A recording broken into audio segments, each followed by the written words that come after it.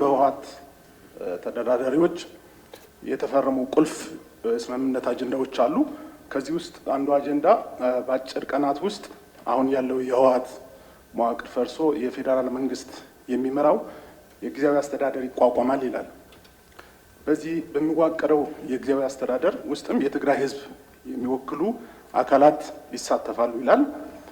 ነገር ግን በዚህ አንቀጽ ውስጥ መንግስት ያቋቋመው ጊዜያዊ አስተዳደር ህወሓት በጉልበት ለመናድ የሚያደርገው አፍራሽ እንቅስቃሴና ግትር አቋሙ በተደጋጋሚ ያየንበት ጊዜ አለ። በዚህ በሚዋቀረው ጊዜያዊ አስተዳደር ውስጥ ሁሉን ያማከለ የትግራይን ህዝብ የሚወክሉ የተለያዩ የማህበረሰብ ክፍሎችና የፖለቲካ ፓርቲዎች በቀጣይ መወከል መቻል አለበት የሚል ትልቅ እምነት አለን።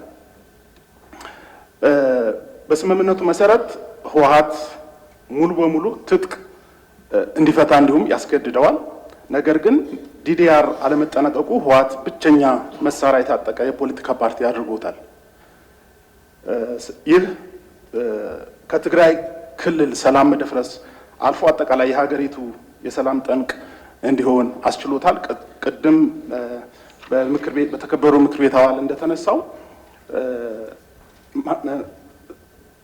ለዚህም ማሳያ የሚሆነው በቅርቡ መከላከያ በሰጠው መግለጫ አንድ የህወሓት የታጣቂ መሪ ከሌሎች ጽንፈኛ ኃይሎች ጋር በመሆን ሀገር ለማተራመስ እየሰሩ እንደሆኑ አይተናል። ይህ የሚያሳየው የትግራይ ህዝብም ሆነ ሌሎች የኢትዮጵያ ክፍሎች ሰላም እንዳያገኝ ህወሓት የኢትዮጵያ ጠል ከሆኑ አካሎች እየሰራ እንደሆኑ ማሳያ ነው። በተደጋጋሚ የጊዜያዊ አስተዳደሩ ለማፍረስ ሰፊ የሆነ እንቅስቃሴ ሲያደርግ የቆየበት ሁኔታ አለ። አሁን በቀጣይ በሚቋቋመው ጊዜያዊ አስተዳደር ውስጥ ይህ እንዳይሆን ምን የታሰበ ነገር አለ የሚለው ሀሳብ ለማንሳት ፈልጌ ነው። አመሰግናለሁ።